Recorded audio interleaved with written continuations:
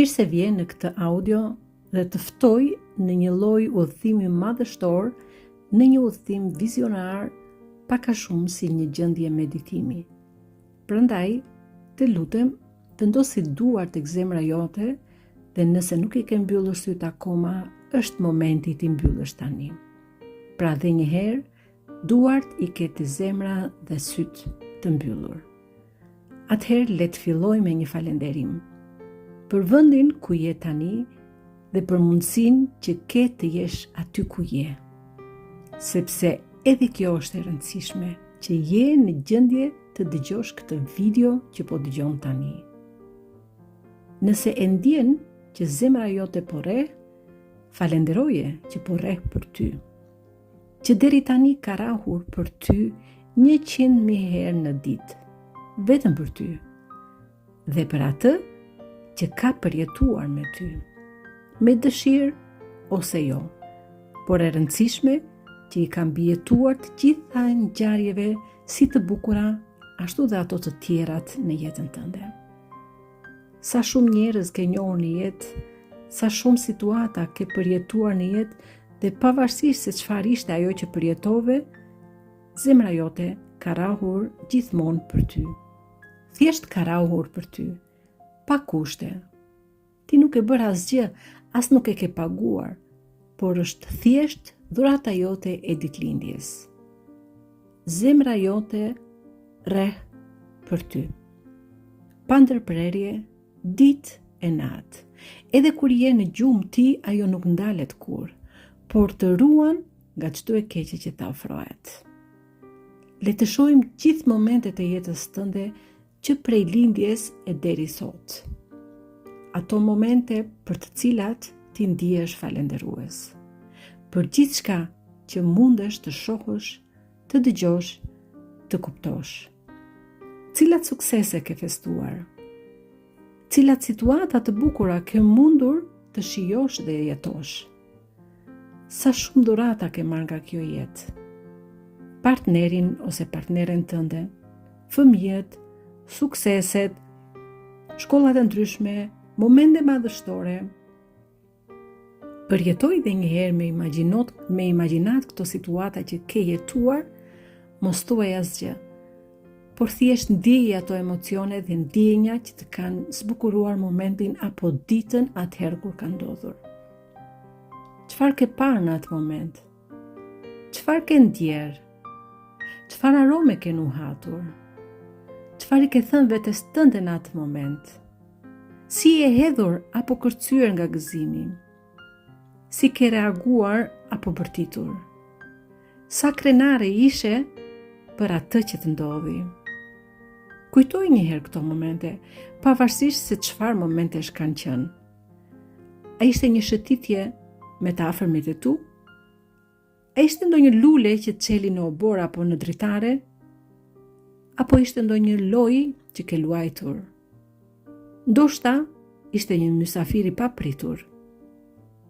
Apo ishte përfundimi një shkolle me sukses. Apo ndoshta janë njerëzit që të zbukurojnë jetën, shkollat që ke bërë, hapat e vegjël, apo të mëdhaja që të kanë bërë ai, apo ajo që je sot.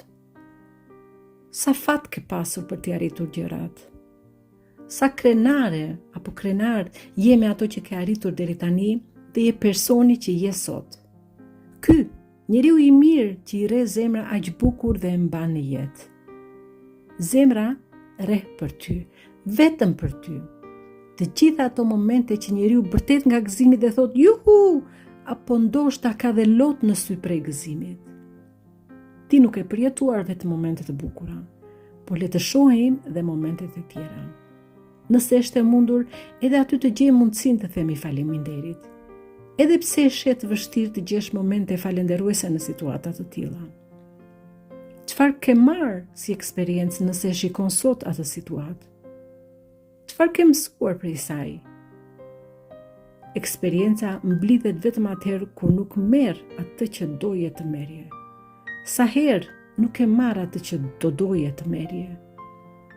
Por me siguri ke mbledhur eksperienca dhe përvoja që të kanë bërë ty, ky apo kjo që je sot. Sa shumë gurt janë vendosur rrugës tënde, por këta gur janë elementet themelore të rritjes tënde. Kujtoj edhe njëherë këto momente dhe ndjeje edhe njëherë me vetdije ato ndjenja, ato emocione që ndodhen në trupin tënd. A ishte inat, zhgënjim apo nervozizëm? Ndoshta edhe tërbim që e përjetove atëherë.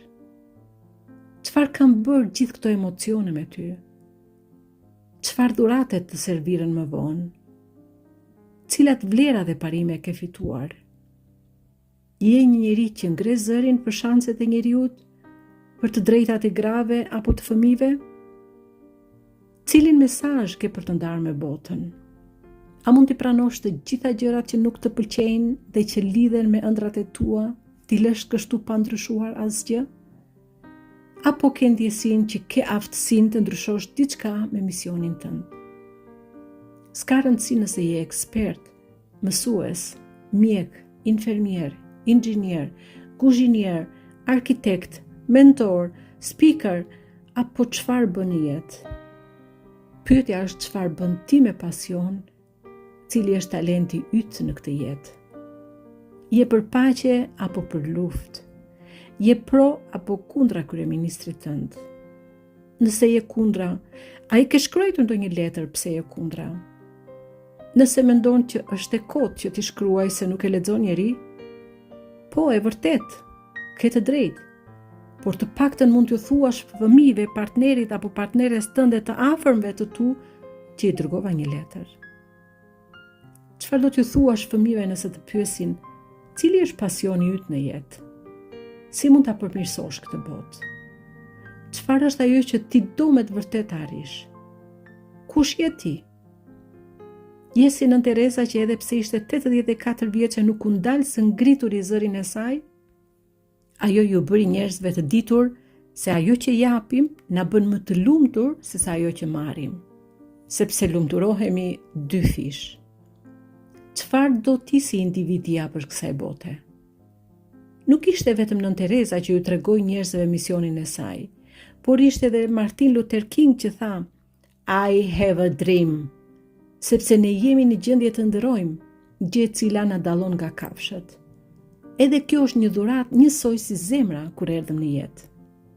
Kur dëgjoj një siren zjarfikse, një siren policie apo një siren ambulance, gjithmonë mendoj sa shumë njerëz janë vënë në lëvizje vetëm për të ndihmuar një njeri të vetëm. Duke filluar që nga ata që ndodhen rastisht atje ku është ngjarja, e deri tek ata që flasin në telefon dhe dërgojnë skuadrën e mjekëve, infermierëve, shoferëve, teknikëve, profesionistëve në cilin do vend ngjarje. Çfarë jemi ne në gjendje të bëjmë për njëri tjetrin? Cili është pasioni yt? Cili është mesazhi që do të doje t'i thoje kësaj bote me një mikrofon në dorë apo duke qenë në një sken përpara mijëra njerëzve? Cilat janë eksperiencat e tua të mira apo të këqija që mund të përdorësh për t'i thënë ato mesazhe që gjithmonë ke dashur t'i thuash? Se mund ta zbukurosh ti këtë botë me cilat aftësi të tua të forta? Cila është ëndra jote që mund t'i shërbejë dhe të tjerëve dhe ta çojë një hap përpara këtë botë për aq kohë sa zemra jote rreh për ty? Ne gjithmonë mendojmë që një njeri vetëm nuk mund të bëjë asgjë, por deri tani është vetëm kjo gjë që ka funksionuar. Ideja, mesazhi, pasioni, talenti një njeriu të vetëm. Njeriu i vetëm e ndërron botën. Tani të pyes ty. Nuk bëhet fjala për famë apo për pasuri. Cila Nën Terezë do t'i jesh apo cili Martin Luther King? Cilin mesazh do t'i japësh botës me zë të lartë?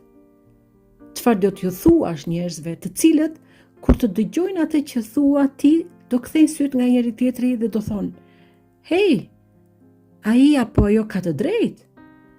Nuk duhet patjetër të jenë gjëra të reja. Nën Teresa nuk bëri ndonjë gjë të veçantë nga ajo që bëjnë mijëra njerëz në botë, por e ngriti zërin që ta dëgjonte gjithë bota dhe jo vetëm familja e saj.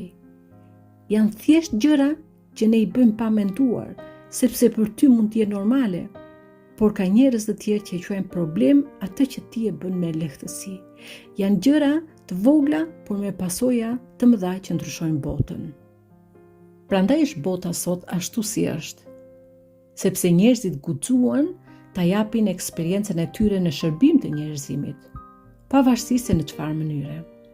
Ndoshta si speaker, sepse në këtë mënyrë nuk shkon mesazhi yt vetëm tek 5 apo 10 veta, por te 100 apo 1000 persona, të cilët mund të inspirohen nga mesazhi yt.